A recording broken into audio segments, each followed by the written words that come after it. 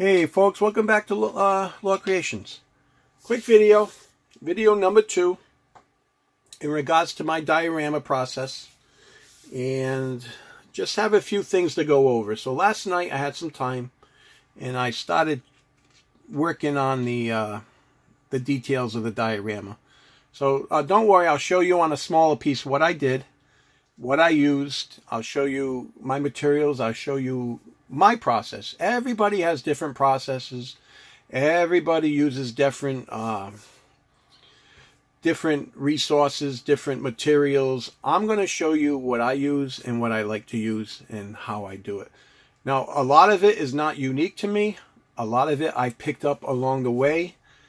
I still have a lot to learn, but I still watch videos on different things. I learned to do dioramas, not learn to do them, but I get the inspiration to do them through Al Figures on YouTube. I'm part of Dio Structure. I see all their amazing work, and I do a little bit of a different work than what they do. Most of them work in 6-inch scale. I work in 1/18 scale. I'm not part of ACBA. I make my own small displays for my 1/18 scale figures, but nonetheless, the devil is in the details. So details. That's where everything is at for a diorama. Now on a small piece, sometimes less is better. But in regards to your paintwork, in regards to your props and different things, be nice and detailed. Get the effect and the look you're looking for. So let me show you what I did here. So what I did is I worked on 1/2 of the base. Okay, so I debrised one side, and I left one side kind of just free of debris, because over here is where I'm going to want figures. Okay, so right here will be the wall, the half wall, right about here. And then I'll have room for a couple of figures, and then I'll work in the debris around this side. So this side will probably be 1 or 2 figures, but as you can see, I kind of balanced it to where all this is kind of open to where you could put figures here, here, right here. So I kind of just staggered my debris in the look I was looking for. So what exactly did I do? I used oil barrel. This is a piece of foam. These are resin copies of some skulls. These are resin copies of some rocks I had made out of foam. So that's how I do dioramas. If you're interested and want to keep doing dioramas, my best advice to you is be resourceful. Look for different props, collect different things. You'll be amazed how you can implement them in your dioramas. And I'll show you exactly, what I used here. So in regards to props, what did I use? I had an oil barrel that I bought from Marauders. I brought one with the intention of making my own cast, and that's what I did. I made my own silicone mold, and I reproduced my own oil barrels, which is what you see, here. So I took one of these, and I took my little saw, and I cut down the middle with the intention of making these look buried. So I cut down the middle, and I glued, and I pushed these way down, and now they're glued in place, stuck there. Okay, so that's what I did for my oil barrels. But now, if I didn't make a resin copy by doing what I did with the one I bought, I would be out. I wouldn't have any more to use in any future dioramas or whatever. But because I made a silicone mold of it, I can use it when I need it, because I can just cast it in resin with no problem. So that's what I did here. I cut them in half, and I made them look half buried. Then I have, as you saw maybe in another one of my video, I carved out some rocks in foam. I made a silicone mold of them, and then I can reproduce them in resin, and that's what these two are here. They're resin copies of a reproduction of pieces I carved out of foam. So these will take a nice dry brush, and they'll look nice and realistic. And I got some more here. And the nice part of these is, if you didn't like the look of them, you still can take a nice sharp knife and carve them. Carve them nicely to your desire like that. I mean, you can go ahead and do the foam board bit, but this is just, all I did was pour this and I'm good to go. I didn't have to take time to cut out foam. And it's a lot sturdier than just foam. So that's what I did there. These are resin copies of foam rock. My resin copies are barrel cut in two. And now 1, 2, 3 skulls. Okay? And these are resin copies as well. These were sent to me by Go Native Toys, a great sculpt. I made a silicone mold of them, and I use them in my dioramas. And I don't sell my resin copies. I use them for my own benefit, for my own purpose, because sometimes they're not good enough to sell, but a lot of times they come out nice and they're perfect. But the purpose of making them is not to sell them. I just don't do that. That's not my thing. But I make them to reuse them for myself, for my customs, for my dioramas, and they're always available if I ever needed them. So that's the nice part of learning to make your own molds. So be resourceful, guys, with your dioramas. Look at props. Look at different things you can use. So what did I do next? I did my barrels. I did my rocks, all glued in. I did my skulls, all glued in. And then I did the little rocks here, which I took. This is the dollar store. I much prefer to get it in brown, but all they had was white. But no biggie, so I just painted them. So this is the dollar store. This would cost you an arm and a leg in a hobby store to buy rocks for your environments. So I just took some Mod Podge, and I just wiped it down and I poured my rocks on it, and that's what gives you those little boulders. Obviously, they're not painted yet. Everything's been black washed, black bombed. So that's what it all is, guys. So just to give you a look, those barrels are going to be cool once painted, and then can add sand or maybe some glowing. Maybe I'll use some clear resin in this or something and give it a different effect. So those are the kind of things that run through my mind. But so once everything's in place and dry, then I just go ahead and I start trimming my sides for my piece. Or you can do it before you do anything. It's up to you. And I don't go crazy here. I just start chipping away, just so when I paint, and I can give it a nice dry brush and it can give it a nice effect. So in this case, kind of like less is better. You just don't go too crazy. But it's up to you. It depends on what kind of look you want. So all you do is you take your knife and you just chip away like that. Okay? To give it that kind of look.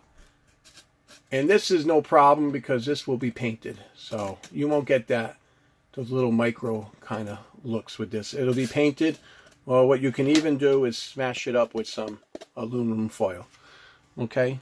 So yeah, you just cut your sides. So you got your piece. Your piece is all planned out, all glued in place the way you have seen it in your mind. So you just take your time and you try to plan it out what you want. So now I have my base, and what I'm actually thinking about doing with this base is making a silicone copy of it. So it may take me longer to do any more work on this because I think I'm going to have to go get some silicone, and I think this would make a fantastic base. And then if I can make some silicone copies of some damaged bricks, and then I can do everything in resin, and then I can make a nice resin copy of this base. And you can even, if you're ambitious enough, you can make copy of this and keep making copies, and then sell the bricks, 25 to a pack, 100, and people, you can send it to folks, and they can make their own diorama. They already have their base in place, and then they can set their stone wherever they want. But that's pretty ambitious. I'm not sure if I'm that ambitious, but it would be a cool thing to do. But the problem is it would just probably cost too much money to duplicate. And folks a lot of times won't pay a lot of money for displays or whatever. So it might not be very cost effective, guys, but it's always a thought that I come up with and think about. So let me show you, on this piece of, I tried to make the video already and I kind of jumped ahead, so that's why this is like this. But I get my foam, I take aluminum foil, and none of this is original to me. I've learned this through many different people. You just take it, you texture your board as such, okay? And it gives it a real nice texture. Even before painting, it gives it a nice texture. And you just go over it just like that. And if you can see that texture there, okay? So you do that across your whole piece, all right? And then what do? You want to take a cup. That's what I do. Obviously, you got your sides already cut out here, okay? You just cut your sides the way you want, how much damage you want, and you just work away. You can use your fingernail for it. It doesn't matter. Fingernails, I've done that before, and just chip away like that. It's up to you. As long as you get that damaged look you're looking for, okay?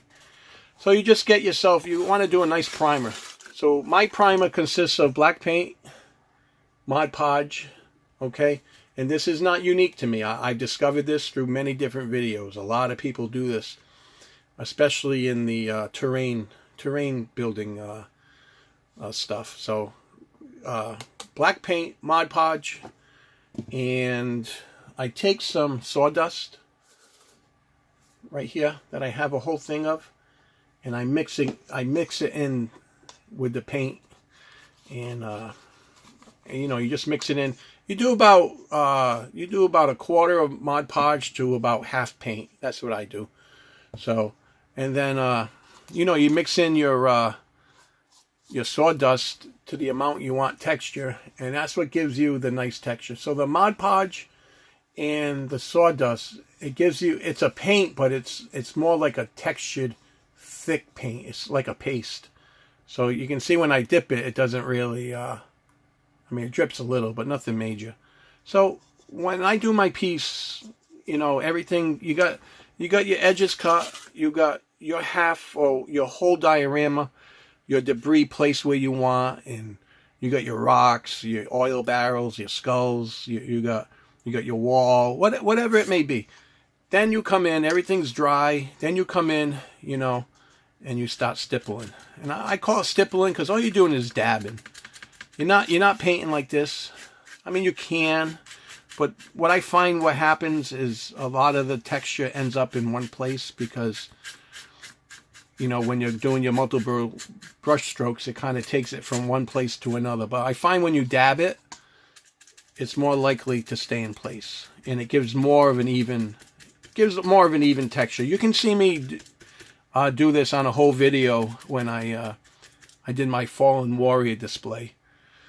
So this is nothing new to me. I mean, learn this from different people, and you just learn as you go. You just find out with every diorama what works, and unfortunately you learn by your mistakes, and that's the only way to get good and to really have an understanding of what you want to do is by doing it. Not just by watching videos. Trust me, watching videos are fantastic.